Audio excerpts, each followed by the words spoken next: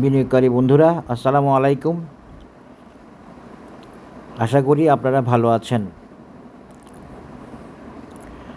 আমি এখন আপনাদের সাথে অ্যাকমি পেস্টিসাইড লিমিটেডের একটা টেকনিক্যাল অ্যানালিসিস শেয়ার করব, যেটা আসলে বেসিক্যালি আমার আপডেটেড অ্যানালিসিস হবে।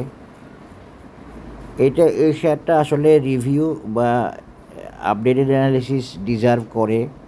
অনেক দিন হয়ে গেছে এটার অ্যানালিসিস দিই নাই।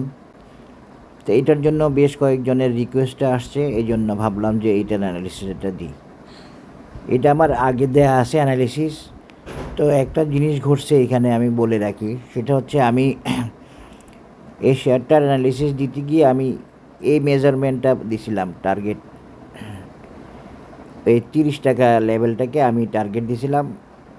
বাট শেয়ারটা অনেক আগেই দিছিলাম, শেয়ারটার টার্গেট এই লেভেলে, খুব সম্ভবত আমার মনে নাই 15-16 টাকা লেভেলে কিনা হইতে পারে।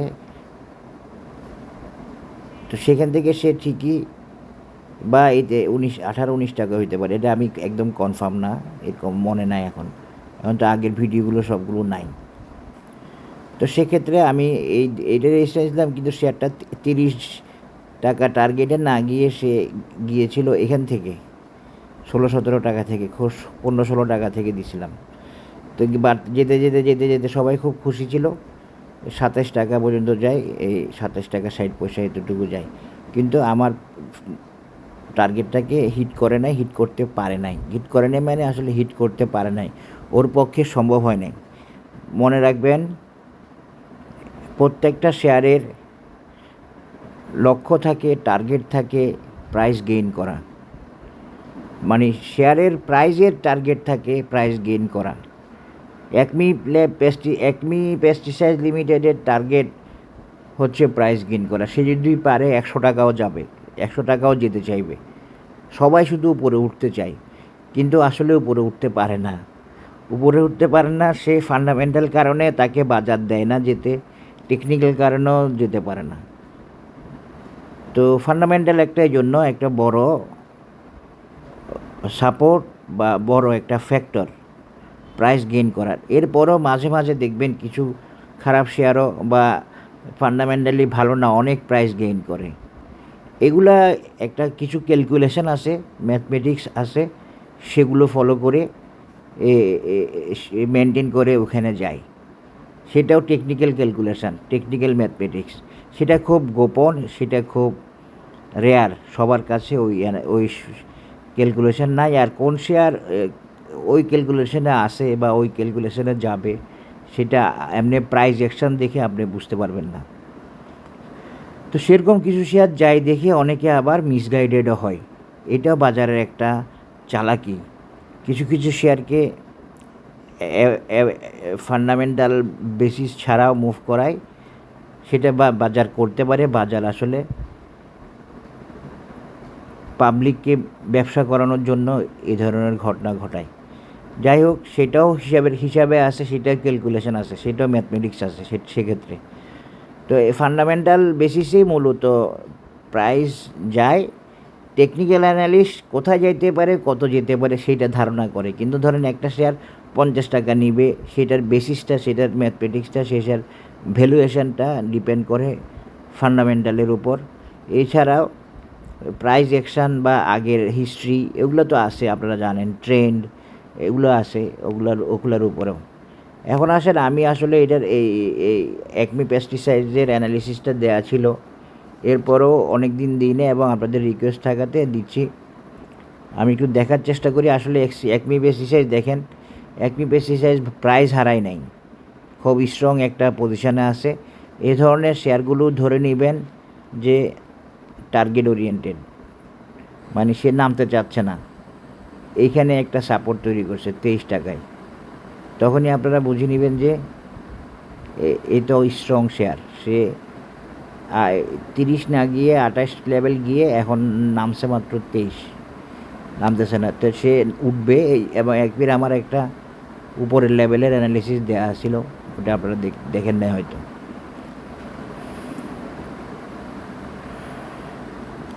একমি কেন যাইতে পারে না, একমি টেকনিক্যাল সাপোর্ট পায় নাই, এই জন্য 30 না গিয়ে 27-এ আটকে গেছে। অনেক অনেক অনেক কষ্ট করছে যেতে, 27-28 যেতে, আমি দেখছি এটা, কিন্তু যেতে পারে না, যতটুকু পারছে গেছে।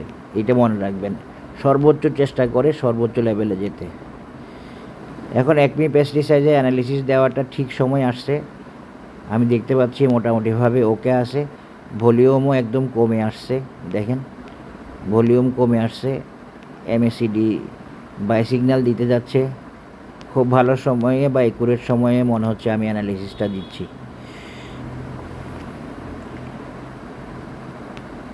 আপনাদেরকে এই বাজারে থাকতে হলে আপনাদেরকে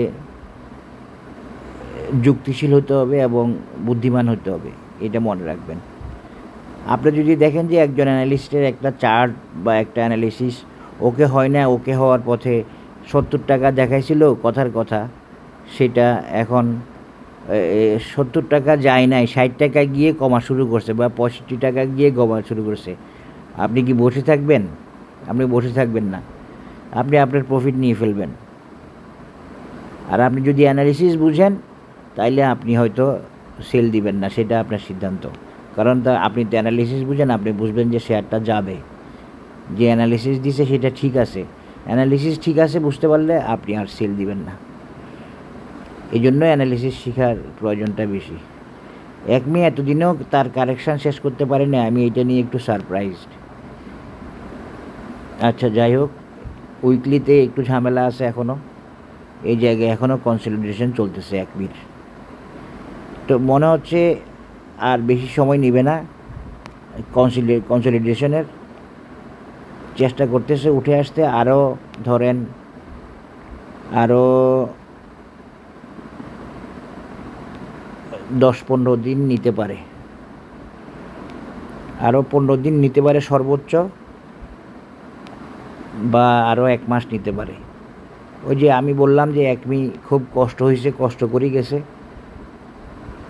সেজন্যই তার এখন ওই যে আপনাদেরকে বলছি কিছু অ্যাবনর্মালি উঠে আসতে পারে, ওকে না হলেও যতটুকু পারে সর্বোচ্চ চেষ্টা করে উঠে আসে, পরে সেটাকে কাভার দিতে হয়।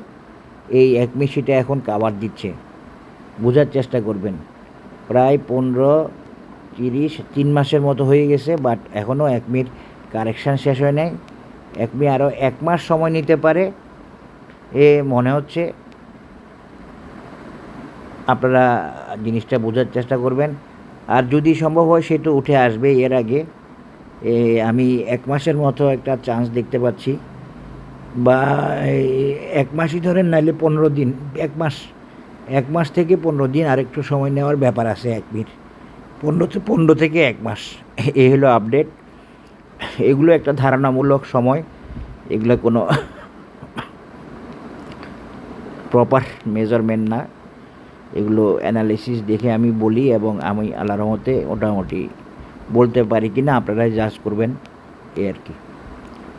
তো দেখেন আজকেও তো 2টা অ্যানালিসিস ওকে হওয়ার চার্ট দিলাম, মালিক স্পিনিং, তারপরে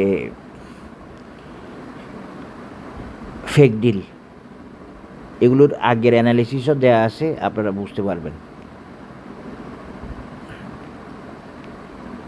এখন আমি তাহলে একমিনিট কী করবো, আপনি একমিনিট একটা নতুন অ্যানালিসিস দিয়ে যেটা আগের মতোই ঠিক থাকবে অ্যানালিসিসটা শেষ করব। যা বলার বলছি, আরও মাসখানেক নিতে পারে, এর আগে হলে তো ভালো, এভাবে ধরবেন। আরও মাসখানেক নিতে পারে, এর আগে উঠলে তো ভালো, এর আগেও উঠতে পারে, মাসখানেক নেওয়ারও একটা সম্ভাবনা আছে। মাসখানেক মানে কি, 20টা ক্যান্ডেল, বুঝেন না? এই 20টা ক্যান্ডেলে যদি কারেকশান শেষ হয়, মূলত টাইমটা এখানে ভাইটাল ক্যান্ডেলের চেয়ে। একমিনিট একটা টার্গেট তো এখানে এইভাবে দেখাইছিলাম আমি দেখেন, আমার দেখানোতে কোনো ভুল ছিল না, আমার মেজারমেন্টে কোনো ভুল ছিল না, কিন্তু সে অনেক নিচ থেকে উঠছে। আপনারা একটা জিনিস বুঝতে হবে, একমি কেন আপনাদেরকে বেশি সময় নিচ্ছে। একমি একটা অ্যাবনর্মাল বা একদম নিচে থেকে উঠে আসছে। আমি কত টাকার সময় দিয়েছিলাম প্রথমটা আমার আসলে সত্যি খেয়াল নাই, 15-16 টাকার সময় দিয়েছি মনে হয়। এরপরে দেখেন সে উঠে আসছে কোত্থেকে, 12 টাকা থেকে। হ্যাঁ, 12 টাকা থেকে কত গেছে দেখেন। আপনারা কিন্তু এগুলো অ্যানালাইজ করবেন। এই বাজারে এ পার্সেন্টেজ বেস হিসাব হবে সব কিছু। এ 12 থেকে গেছে সে 28 টাকা, 27 টাকা 80, তো ডবলের বেশি গেছে। এখনও যদি আপনারা মনে করেন যে এখনই আবার দৌড়াবে, এখনই আবার উঠে আসবে, সেইটা কঠিন আছে। তবু একমির পজিশান ভালো, একমি আপনাদের জন্য প্রাইস কমায় নাই, সে স্মার্ট মানি আছে, টার্গেট ওরিয়েন্টেড আছে, এই জন্য একমি সেভাবে দাম কমে নাই। 12 থেকে কমে 18 আসার কথা, কিন্তু সে আসে নাই এখনও। আশা করি বুঝতে পারছেন, সে না এসে টাইম কারেকশন শেষ করতেছে, সে প্রাইস ছাড়তেছে না। তাইলে একমির আরও 1 মাস লাগাটাও স্বাভাবিক আছে। 12 টাকা থেকে উঠে আসছে, এটা কম্পেয়ার করবেন। এই জন্য আমি বলছি যে খুব কষ্ট করছে সে, আমার 30-এ যাইতে পারে নাই, যাবে আমি আশাবাদী ছিলাম। 28-এ গিয়ে সে আর যায় নাই, তার পক্ষে সম্ভব হয় নাই যাওয়া, সে সাপোর্ট পায় না, সে এক্সহাস্টেড হয়ে গেছিলো, এই জন্য আর পারে না। এই জন্য আমার অ্যানালিসিসটা ওকে হয় নাই। ওকে মানে কি 30-এ হিট করে নাই, 27-60 পর্যন্ত 80 পর্যন্ত গেছে। তাহলে এখন নতুন রেজিস্ট্যান্সে একটা টার্গেট এই 30টা থাকবেই, এরপরে আর একটা রেজিস্ট্যান্স দিব, সেখানে যাওয়ার চেষ্টা করবে একমি। সেটা হলো কত, সেটা হলো 40 টাকা। আরে বাবা, অনেক কঠিন, অনেক বড় রেজিস্ট্যান্স। এটা হচ্ছে সি হর্স প্যাটার্ন দিয়ে। সি হর্স প্যাটার্নের একটা টার্গেট এখনও মিট করে নাই, শুধু বি পয়েন্ট তো আরও আগের কথা।